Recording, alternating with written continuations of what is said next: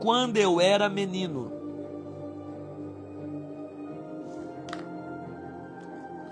Então a questão é que Paulo está falando aqui de passado.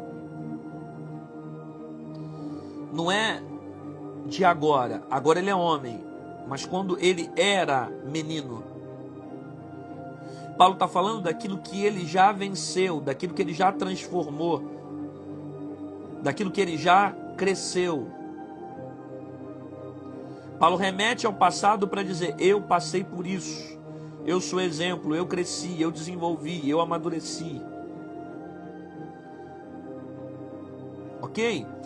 Importante você entender que menino aqui, Paulo não está comparando no sentido de idade.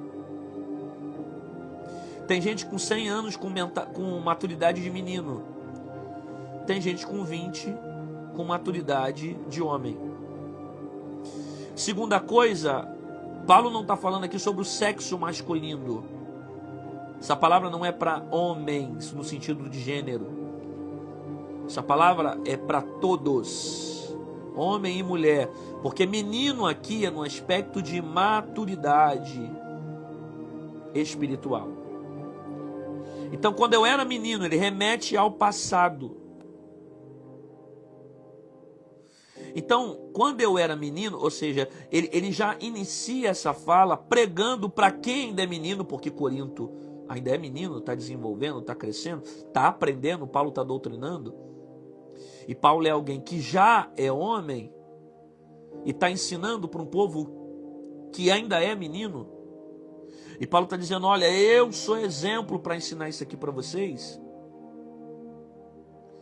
E olha que quando Paulo era menino, ele já era um doutor da lei. Porque quando Paulo estava perseguindo a igreja, ele era um doutor da lei, ele tinha muito conhecimento.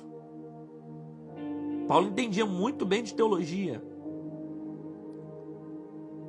Mesmo quando ele se converteu, que ficou cego, foi batizado com o Espírito Santo, ainda era menino. E passou pelo processo até se transformar homem. Paulo está falando de algo que ele viveu e amadureceu.